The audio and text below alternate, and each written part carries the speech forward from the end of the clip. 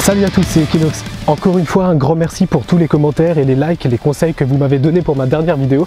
Ça fait vraiment plaisir et certains conseils peuvent vraiment m'être utiles. Cette fois, je vous emmène dans le Bas-Rhin, on est en plein dans les vignes de Kinsheim et je vais vous montrer un lieu un petit peu insolite mais très connu en Alsace. On est à la limite des collines sous-vosgiennes à côté du château du Haut-Königsbourg. Et après vous avoir présenté le milieu assez solitaire et silencieux des moines cisterciens de Lollenberg, cette fois je vous emmène côtoyer les plus grands rapaces du monde à la Volerie des Aigles. Le site est situé dans d'anciennes ruines du château de Kinsheim, sur un promontoire rocheux entre deux vallons au nord et au sud, et le château surplombe le village de Kinsheim d'environ une centaine de mètres. Alors avant de vous présenter les aigles, les vautours, les hiboux, les milans et tout ce qui est présent dans ce lieu, je vais d'abord vous parler du château de Kinsheim. À quelle époque il a été créé, par qui, je vais tout vous présenter, les personnages, les dates, mais comme d'habitude je vais directement vous emmener sur les lieux. Vous êtes prêts? Allez, c'est parti!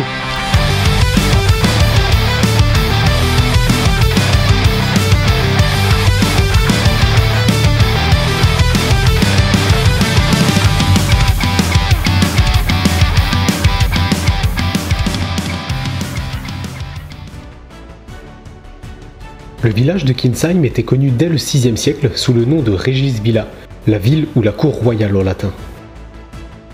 Les rois mérovingiens en avaient fait le centre d'un vaste domaine englobant le Haut-Königsbourg. En 775, Charlemagne, sacré roi des Lombards, passe les fêtes de Noël dans le Palatium Celestatis, vraisemblablement situé à Kinsheim. En 843, l'empereur Lothaire, petit-fils de Charlemagne, donne Kinsheim à Erzschagar, comte de Nordgau, un ancien comté en Alsace, et père de Ricard, future abbesse d'Andlau.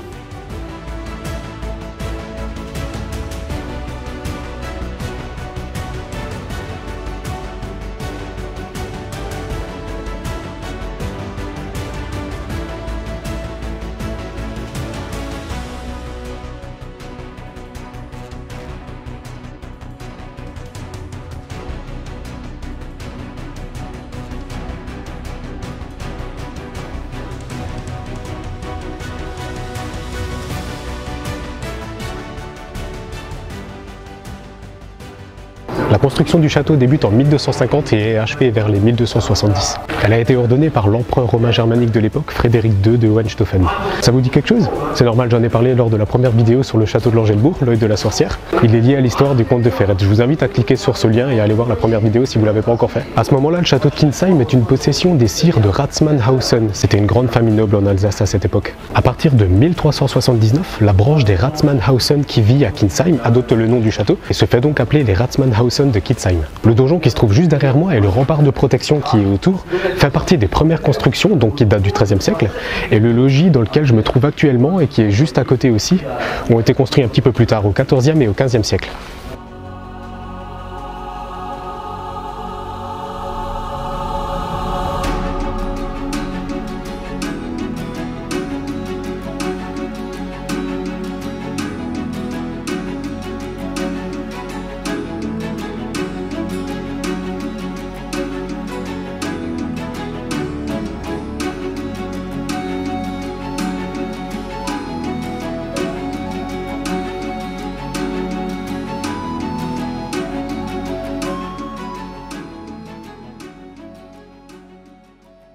C'est un certain Gaspard de Morimont qui hérite du château, le bailli de l'époque. Le bailli, c'était une espèce de représentant d'une autorité sur un territoire dans l'Empire allemand, donc en Alsace aussi, lorsque le noble propriétaire des lieux n'était pas présent sur le site. Sur ordre de Frédéric III, l'empereur germanique de l'époque, Gaspard vend le château à la ville de Sélestat.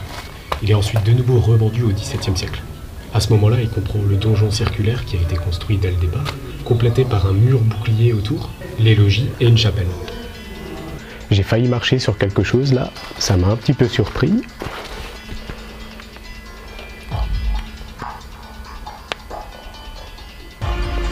Je sais pas ce que c'est comme serpent, mais j'ai pas trop envie de lui marcher dessus. Ça surprend. En 1633, le château est en partie détruit par le passage des Suédois lors de la guerre de 30 ans. Si vous voulez avoir plus de détails sur cette guerre, je vous invite à consulter ma première vidéo sur l'œil de la sorcière, où je décris pendant plusieurs minutes l'histoire de la guerre de 30 ans. En gros, pour résumer, cette guerre opposait la famille des Habsbourg d'Espagne et d'Allemagne contre la France, les États protestants allemands, les Pays-Bas et les États scandinaves. Bref, en 1649, la ville de Célestat vend le château pour 3000 florins à un certain Jean-Guillaume de Golène, un ancien bourgmestre de la ville, l'équivalent du maire actuel. Il est devenu ministre de l'empereur Ferdinand III de Habsbourg suite au traité de Westphalie qui met fin à la guerre de 30 ans en 1648. Entre 1650 et 1670, Jean-Guillaume de Golène restaure le donjon, le corps de logis et la chapelle. Mais il n'établit pas sa résidence au château.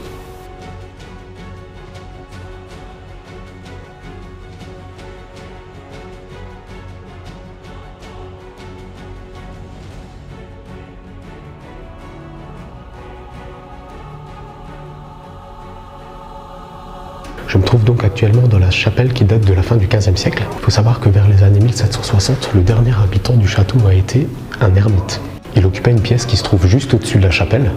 Il entretenait la chapelle et cette pièce et il était voué au culte de Saint-Jacques. C'est pour ça qu'aujourd'hui cette chapelle porte le nom de la chapelle Saint-Jacques. Il faut savoir que pour préserver sa tranquillité, cet ermite faisait croire à tout le reste du peuple que les ruines étaient hantées.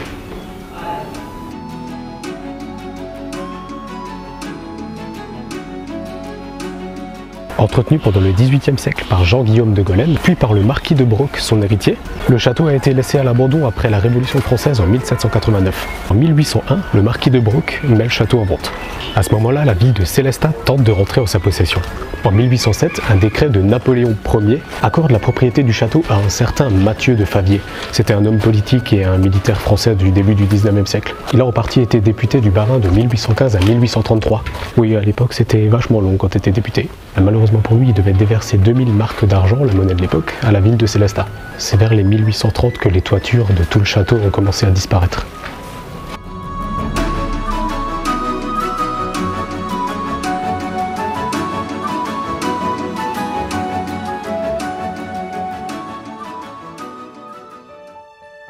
Auparavant, en 1802, Mathieu de Favier avait acheté le château en contrebas et y a fait construire un manoir de style directoire.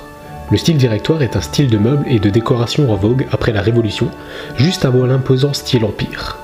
Un style assez sobre avec des formes simples. Les deux édifices sont reliés par un jardin à l'anglaise créé de 1803 à 1807 qui a été classé jardin remarquable. Plus de 120 arbres remarquables ont été inventoriés, notamment des hêtres, des érables, des chênes, des platanes, des châtaigniers, etc. Ce jardin offre une perspective agréable et un mouvement de terrain doux. Il n'est toutefois pas directement accessible depuis le château. En 1876 est commencée la consolidation générale des ruines du château de Kinsheim. En 1945, à la fin de la Deuxième Guerre mondiale, le château a servi d'observatoire et le donjon a été la cible de plusieurs obus. Mais cette destruction partielle n'a pas empêché les ruines du château d'être classées monument historique en 1965. Et on arrive maintenant en 1968 lorsqu'un groupe de personnes qui décident de s'installer sur ce site unique fonde la Volerie des Aigles. En quelques années, le lieu devient un des endroits les plus emblématiques de l'Alsace. Et oui, n'importe quel Alsacien qui se respecte est déjà venu ici. Elle a été la première en France et a été créée pour 3 raisons. La première, toute simple, changer la mauvaise image que les gens ont des rapaces, aider à la reproduction en captivité, et surtout informer et sensibiliser les gens sur l'importance de la biodiversité et de la conservation des espèces de notre planète. La Volerie des Aigles peut se vanter de compter pas moins de 150 000 personnes chaque année.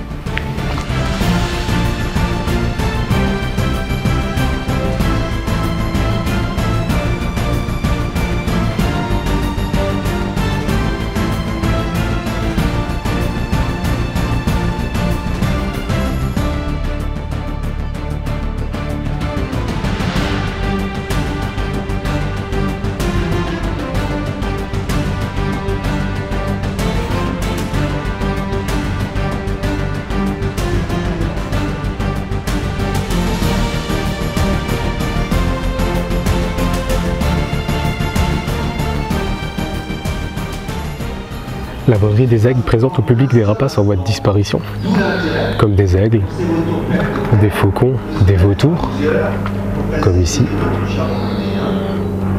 Voilà, les vautours, des milans, des hiboux, et encore d'autres superbes espèces qui évoluent dans un cadre vraiment superbe, quoi. Les ruines du château, c'est vraiment impressionnant. Il faut savoir que la Volerie des Aigles est la seule à présenter 4 des 6 espèces existantes de pigargues. Il y a notamment le pigargue tête blanche qui est là-bas. Ah, il se gratte-gratte. Le pigargue à queue blanche. Le pigargue à queue blanche, c'est le plus endurant des pêcheurs. Ou encore le pigargue de stellaire, qui essaye de prendre un bâton. Ah, un bâton. Le pigargue de stellaire, c'est le plus gros et le plus puissant des aigles. Il peut avoir une envergure de 2,5 mètres. Comme ils vivent le jour, ce sont des rapaces diurnes. Concernant les nocturnes, il y a notamment la chouette laponne, une des plus grandes chouettes qui existent. La chouette à lunettes, assez timide. Ou encore le grand-duc de Véro, un redoutable chasseur.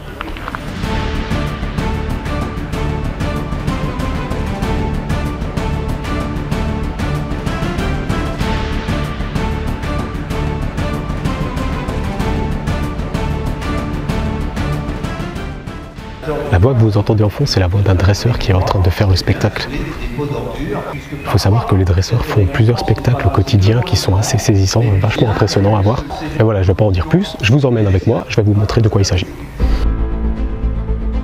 Ce spectacle consiste à montrer le vol en complète liberté des plus grands rapaces du monde dans les ruines du château et à les faire voler à seulement quelques centimètres du public. Il consiste également par exemple à montrer le survol des buses et des vautours et à nous faire voir de près le condor des Andes.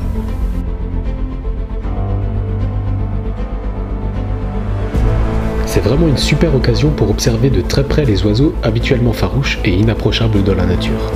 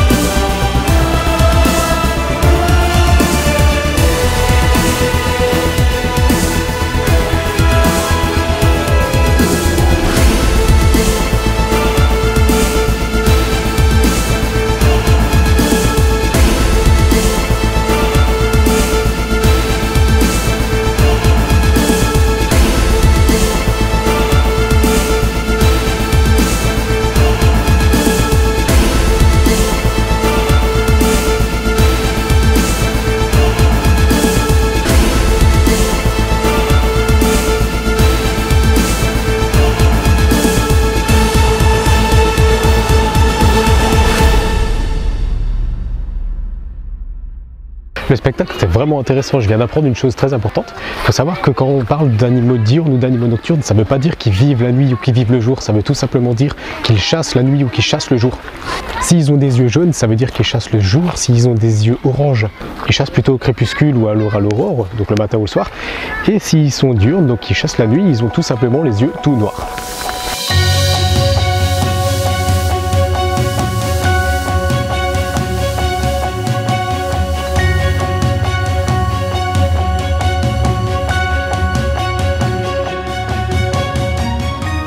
La région est assez touristique du fait de la proximité de la route des vins et du château du Haut-Königsbourg sur la colline du Schlossberg. Le site, situé à 260 mètres d'altitude sur un promontoire rocheux, comprend une superficie de 3800 m² au total et 850 m² destinés au logement des oiseaux. L'aire de présentation pour les spectacles, quant à elle, représente 800 mètres carrés.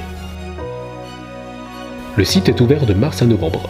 Il faut compter de 1h à 1h30 pour la visite complète des lieux, dont 40 minutes pour le spectacle. Il faut prévoir une dizaine de minutes de marche entre le parking gratuit spécialement aménagé pour les lieux et le château. Sur place, vous avez une cafétéria, un accueil, plusieurs aires de pique-nique ou une boutique.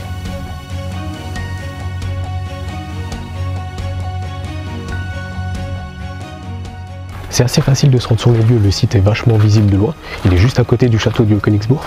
Il faut juste vous rendre à Kinsheim ou alors juste à proximité, vous pouvez pas le louper. Ou alors vous suivez tout simplement les panneaux, c'est vachement bien indiqué dans la ville.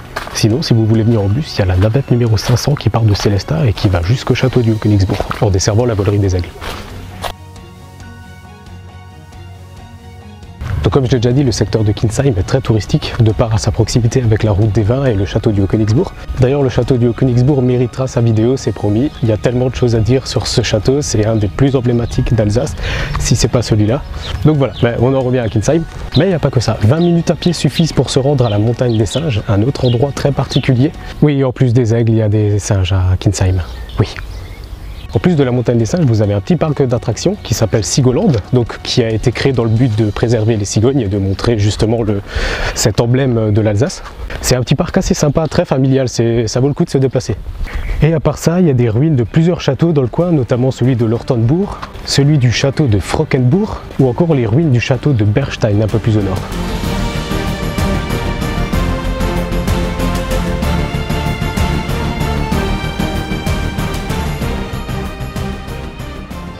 Voilà, cette vidéo est déjà terminée. Un grand merci à toi de l'avoir regardé jusqu'au bout. N'hésite pas à me laisser des commentaires ou à me dire ce que tu penses en privé. Ça peut me donner des idées, ça peut m'aider par la suite pour les prochaines vidéos. Alors j'ai été un peu pris de court en arrivant à Kinsheim parce que déjà il y a des travaux et ensuite il y a une course de vélo qui a été organisée en plein dans le village comme par hasard aujourd'hui. Donc je pouvais pas vous montrer tout le village, alors j'ai essayé de faire ce que je pouvais. Mais voilà, j'espère que tu auras apprécié cette vidéo, que tu auras appris des choses. N'hésite pas à venir sur place sur le site de la volerie des Aigles, ça vaut vraiment la peine. Comme d'habitude, tu peux me trouver sur ma page Facebook, tu tapes Equinox, également sur Twitter, Snapchat, Instagram ou encore Medium. C'est ma 3e vidéo sur YouTube, je poste également des articles sur Facebook et Medium, donc n'hésite pas à aller voir. Continue de toujours t'intéresser à l'histoire, à l'aventure et surtout à la culture. Pour ma part, je te dis à très bientôt. Bye!